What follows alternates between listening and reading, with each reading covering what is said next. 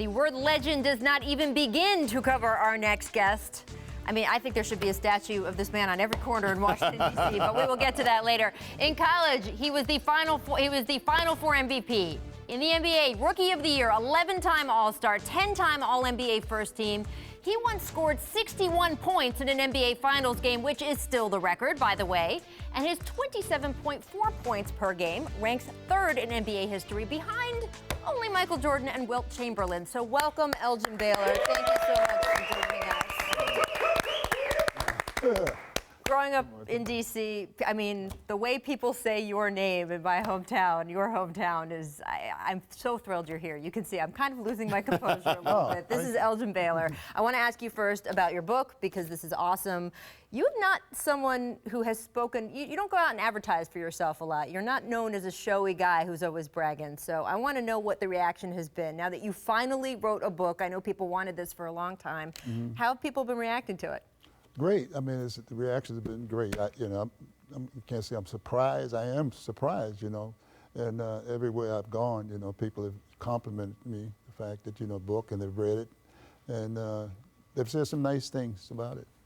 Said some nice things. By the way, it's called Hang Time, which is because the man invented Hang Time. The first one. Sometimes you see guys from the 60s who maybe couldn't compete today. This man was ahead of his time. He would have been just fine playing today's game. Now, Byron calls him Mr. Baylor. I know. If Byron calls him Mr. Baylor, you better believe I'm calling him Mr. Baylor. Respect here. Mr. Baylor, you had a wonderful honor recently when across the street here at the Staples Center, they put in your statue. What was that?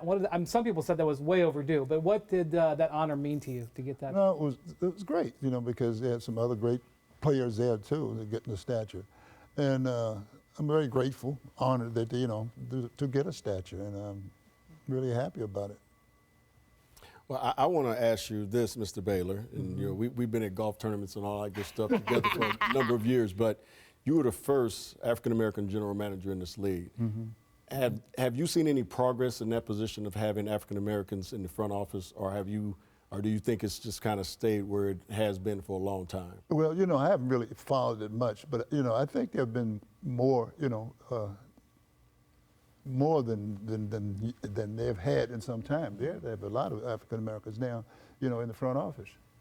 Are you happy with the progress? Well, you're never really totally satisfied, because you're always going to find some fault or something like that. But I think it can and will get better. I mean, you made great strides for that. You grew up in a segregated era, in a segregated city in Washington, D.C.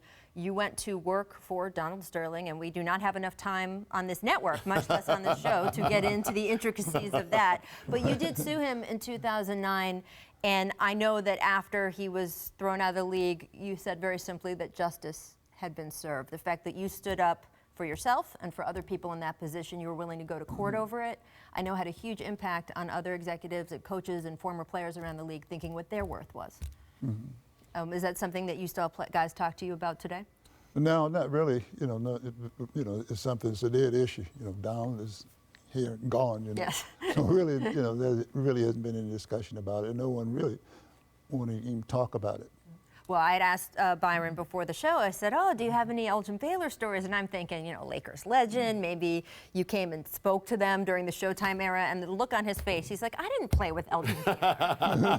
He didn't mean that, but obviously just the inspiration that you could give. And when we say Hang Time and you reinvented the game, could you kind of take us through when you first started playing the way you did and just hanging as you went above the rim and playing above the rim? What was the reaction of the other players in the league? I don't know, because I never was conscious of it, or even really, I'm not downgrading the players, but I never even thought about it, what I was doing. Because when you play, and I'm sure he feels the same way, the defense is going to dictate to what you're doing, how he's guarding you. Sometimes you do something that you've never done before, so you really don't know. And I don't know, it's nothing I practice on. I never go out there and try to practice different shots, maybe shoot free throws. But when I play, whatever way the guys guard me, he's determined, really, the defense, if he's playing good defense, determine what you're going to do, what kind of shot you're going to take. You don't go out there with this mind that you're going to do certain things, because it doesn't really work.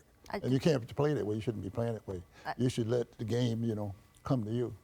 I love that idea. I love that. Oh, if I can't go through him, I'll just go over him, which nobody else was doing at the time, which is amazing. That's what he means by letting the defense dictate. Yes. Defense stayed here, he went over. He went up and over, which is Well, awesome. the defense is going to dictate what kind of shot thing you're going to take. Yeah. Now the guy's playing you. He's playing you this way, then you go that way or whatever. Go up. You know, the defense will determine that. You were one of the only people who could go this way at that time, so that was pretty good.